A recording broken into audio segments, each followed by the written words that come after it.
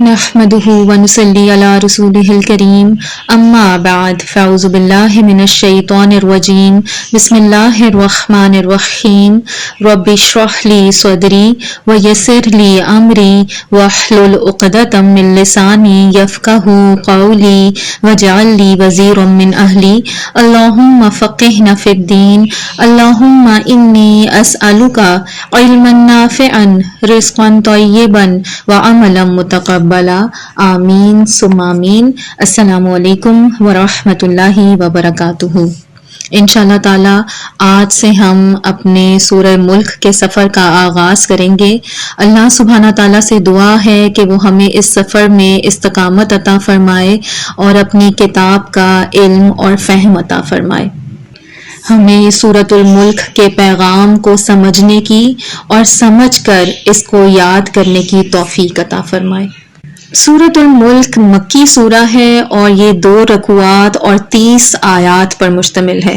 ترتیب کے اعتبار سے یہ 67 نمبر پر آنے والی سورت ہے۔ اس سورت میں 330 کلمات ہیں اور 1313 حروف ہیں۔ یہ عہد نبوت کے آغاز میں نازل ہوئی۔ اس کی فضیلت کے حوالے سے آپ صلی اللہ علیہ وسلم نے فرمایا، اللہ کی کتاب میں ایک سورت ہے جس میں صرف 30 آیات ہیں، یہ آدمی کی سفارش کرے گی یہاں تک کہ اس کو بخش دیا جائے گا، یعنی جو اس کو پڑھے گا اس کے لیے یہ سفارش کرے گی۔ اور ایک اور روایت میں اس طرح آتا ہے کہ قرآن مجید میں ایک سورت ہے جو اپنے پڑھنے والے کے حق میں جھگڑا کرے گی یہاں تک کہ اسے جنت میں داخل کروائے گی۔ پھر اس کے علاوہ ہمیں ترمذی کی روایت سے یہ بھی پتہ چلتا ہے کہ آپ صلی اللہ علیہ وسلم سورہ ملک کو رات کو سونے سے پہلے پڑھا کرتے تھے۔ الف لام میم السجدہ اور سورہ ملک کو آپ صلی اللہ علیہ وسلم رات کو سونے سے پہلے پڑھتے تھے۔ اس کے علاوہ سورہ ملک کے بارے میں یہ بھی آتا ہے کہ یہ عذاب قبر سے بچانے والی سورہ ہے، تو گویا اللہ کے رسول صلی اللہ علیہ وسلم عذاب قبر سے نجات اور جہنم میں سفارش کے طریقے کی سنت امت کے لیے جاری کرتے ہوئے نظر آ رہے ہیں۔ آپ صلی اللہ علیہ وسلم نے فرمایا، لذتوں کو مٹانے والی چیز موت کو کثرت سے یاد کرو۔ آپ صلی اللہ علیہ وسلم کی یہ سنت اس بات کی تصدیق کرتی ہے کہ سوتے وقت موت کی اور آخرت کی یاد پیدا کرنے والی سورت کی تلاوت کرتے آپ صلی اللہ علیہ وسلم نظر آ رہے ہیں۔ گویا ایک اور بات پتہ لگی کہ سنتیں کتنی حکمت پر مبنی ہوتی ہیں۔ یہ سنت پیدا کر کے ہمارے لیے نجات کا راستہ آسان کر دیا گیا۔ نبی صلی اللہ علیہ وسلم کی پھر ہمیں امت سے محبت بھی نظر آ رہی ہے۔ آپ صلی اللہ علیہ وسلم نے امت کو آخرت کی یاد، آخرت کی فکر، ان کی قبر کی آسانی اور قیامت کے دن ان کے نجات کی سہولت، یہ چیزیں فراہم کرنے کے لیے ان کو ایک ایسی سنت سکھا دی تاکہ سنت کی اتباع کر کے روز رات کو سونے سے پہلے ان کو آخرت کی فکر ہو اور سفر عدم آسان ہو جائے۔ پھر اس کے علاوہ ایک اور چیز جو یہاں پر واضح کرنے ضروری ہے وہ یہ ہے کہ کیا سورہ ملک کی کچھ آیات اور 2 رکوعات پڑھنے، ان کو یاد کرنے اور صرف تلاوت کرنے سے قبر کے عذاب سے نجات ہو جائے گی؟ اصل بات کیا ہے؟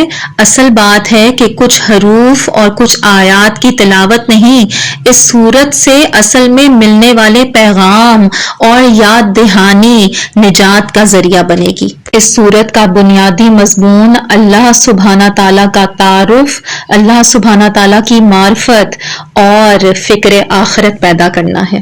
فکر آخرت کے حوالے سے اگر میں پہلے کچھ احادیث آپ کو بتا دوں، جیسے اللہ سبحانہ تعالیٰ کے نزدیک یہ دنیا کیا ہے؟ یہ دنیا کی زندگی مکھی اور مچھر کے پر سے بھی زیادہ حقیر ہے۔ آپ صلی اللہ علیہ وسلم کی حدیث مبارکہ کے الفاظ ہیں کہ جب تم میں سے کوئی سمندر میں اپنی انگلی ڈبو کے نکالتا ہے تو جو پانی اس کی انگلی کو لگتا ہے تو جو اس کی مثال سمندر کے پانی کے مقابلے میں ہے وہی دنیا کی زندگی کی مثال آخرت کے مقابلے میں ہے۔ سوچ لیں پھر کہ دنیا کی زندگی کتنی حقیر ہے۔ مومن کے لیے تو دنیا قید خانہ ہے، لیکن کافر کے لیے دنیا اس کی جنت ہے۔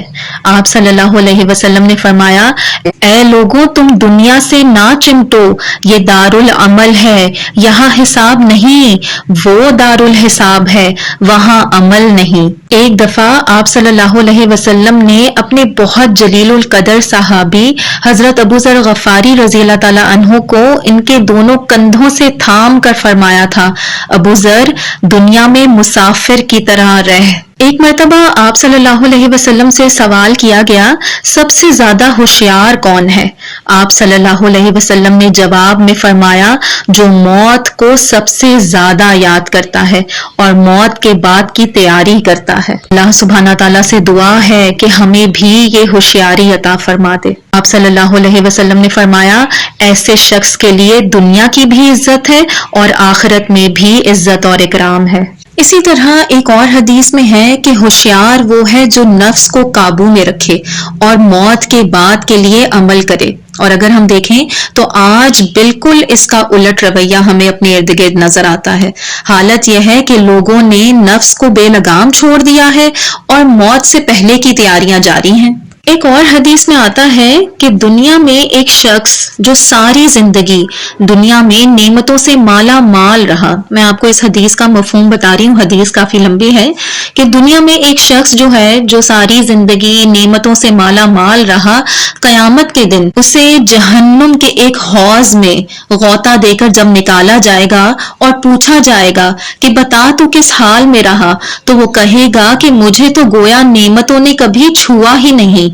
اور وہ شخص جو ساری زندگی دنیا میں آزمائشوں میں رہا، تکلیفیں اور مصیبتیں، بیماریاں، دکھ سہتا رہا، جب جنت کے ایک حوض میں ایک غوطہ لگا کر اسے نکالا جائے گا اور پوچھا جائے گا کہ بتا تو کس حال میں رہا، تو وہ کہے گا مجھے تو کسی تکلیف نے کبھی چھوا ہی نہیں۔ یہ آخرت کی سزا جزا دنیا کے انعامات اور تکلیفوں کا مقابلہ ہے۔ پھر آپ صلی اللہ علیہ وسلم نے فرمایا کہ جو دنیا سے بے رغبتی کرتا ہے یعنی زہد اختیار کرتا ہے، اللہ اس کے دل میں حکمتوں کو اگاتا ہے، یعنی جس کے دل میں دنیا کے لباس، دنیا کے لیے سونے چاندی، کوٹھیاں، جائیدادیں، گاڑیاں، یہ سب جس کے لیے غیر اہم ہو گئی، اس کی زبان پر حکمت کو جاری کرتا ہے، اس کو دنیا کے عیبوں اور بیماریوں کا حل اس کی آنکھوں سے دکھاتا ہے اور اسے قبر سے نکال کر جنت میں داخل کر دیتا ہے۔ یہ دنیا سے بے رغبتی اور زہد کا ثمر ہے اور فکر آخرت سے آشنا ہو کر زندگی گزارنے والے کا بہترین انجام ہے۔ اللہم انی اسألک الہدی والتقی والعفاف والغنی۔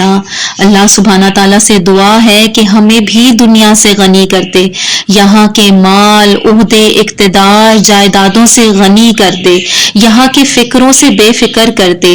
اللہ ہمیں غم آخرت سے آشنا کر دے، اللہ ہمیں فکر آخرت عطا کر، اللہ حب دنیا ہمارے دلوں سے نکال دے، حب الہی، حب رسول صلی اللہ علیہ وسلم عطا فرما دے، اللہ حب رسول صلی اللہ علیہ وسلم کے تقاضے سکھا دے، ان کی سنت کا اتباع کرنے والا بنا دے۔ اللہ سبحانہ تعالیٰ اپنے حبیب کی ایسی محبت عطا فرما کہ ان کے ساتھ جنت میں جمع ہونے کا شوق ہماری زندگی کا غالب شوق بن جائے، آمین ثم آمین۔ تو ان تمام باتوں اور ان تمام احادیث سے ہمیں کیا پتہ لگا کہ سورۃ الملک ایک بہت اہم سورت ہے، اور ویسے بھی سورہ ملک کے نام سے ہی ہمیں یہ پتہ چل رہا ہے کہ یہ بہت اہم سورت ہے۔ الملک، بادشاہت، کس کی بادشاہت؟ اللہ کی بادشاہت۔ الملک جو بادشاہ حقیقی ہے، مالک ہے، مالک الملک ہے، جو ساری حکومت کا، ہر چیز کا مالک ہے، سب بادشاہوں کا بادشاہ ہے، وہی جس کو چاہتا ہے بادشاہت عطا کرتا ہے۔ قرآن پاک میں ایک اور مقام پر فرمایا گیا، بیدہ ملکوت کل شیء، اسی کے ہاتھ میں ہے بادشاہت، ملکیت ہر چیز کی، لہ مقالد السماوات والارض، اسی کے ہاتھ میں ہے کنجیاں آسمانوں اور زمین کی، للہ خزائن السماوات والارض، اللہ ہی کے پاس ہے زمین اور آسمان کے خزانے، وہ ہے اصل بادشاہ، وہ ہے سب سے بڑا، اور اسی کے تعارف پر مبنی ہے یہ سورت۔ پھر اس کے علاوہ یہ سورت اس لحاظ سے بھی اہم ہے کہ اس سورت سے قرآن پاک کی سورتوں کا آخری گروپ یعنی 7واں گروپ شروع ہو رہا ہے، جس کے آغاز میں مکی صورتیں اور اختتام میں مدنی صورتیں۔ اگرچہ دیکھیں تو درمیان میں کچھ صورتوں کے مکی اور مدنی ہونے میں اختلاف بھی پایا جاتا ہے۔ سورۃ الملک میں اصل میں بنیادی طور پر بھرپور انداز میں اللہ سبحانہ تعالیٰ کا تعارف پیش کیا گیا ہے، اور یہ دعوت کے آغاز میں سب سے پہلی بات اور ضروری چیز ہوتی ہے کہ اللہ کا تعارف کروایا جائے، اللہ کی پہچان، اللہ سبحانہ تعالیٰ کی معرفت حاصل ہوگی تو ہی اللہ کے راستے پر خود ہی چل پڑنا آسان ہوگا۔ اب اللہ سبحانہ تعالیٰ کی پہچان حاصل ہوگی تبھی اس کی طرف لوگ راغب ہوں گے۔ اور دعوت اللہ کا یہ فریضہ کس پر ہے؟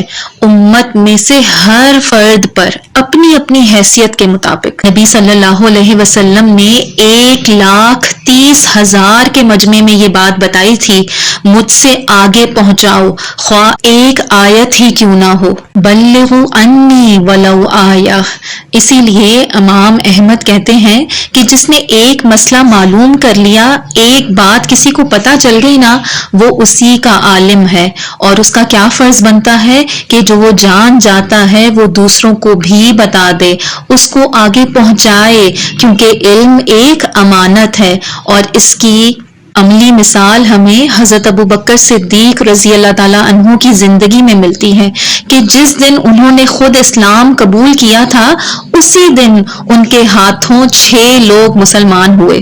مجھے بتائیے کہ مسلمان ہونے پر یعنی اسلام قبول کرنے پر اسی دن ان کے ہاتھوں جو 6 لوگ مسلمان ہوئے، تو حضرت ابوبکر صدیق رضی اللہ تعالیٰ عنہ کے پاس پہلے ہی دن دین کا کتنا علم ہوگا، آپ نے کتنی کتابیں پڑھی ہوں گی، اس وقت کتنا قرآن نازل ہو چکا تھا، شاید ایک سورت، لیکن انہوں نے جو خیر پائی، جس کا مزہ خود چکھا، جس کا لطف خود اٹھایا، اسے فوراً کسی کے کہے بغیر اپنی ذمہ داری سمجھ کے اس کو آگے لوگوں تک پہنچایا۔ انہوں نے فوراً اپنے قریبی دوستوں کو پیغام پہنچایا، اور ان دوستوں میں سے جن جن کے اندر خیر تھی ویسے ہی وہ بھی ان کی پکار پر فوراً لبیک کہتے ہوئے آ گئے۔ تو اس پس منظر کو ذہن میں رکھ کر اپنے دوست اقارب کو دعوت دیجیے، انہیں بتائیے کہ یہ صورت کتنی اہم ہے، اس لیے اس کو جاننا اور سمجھنا بھی اتنا ہی ضروری ہے۔ اللہ سبحانہ تعالیٰ سے دعا ہے کہ وہ ہمارے لیے اس سفر کو آسان بنائے،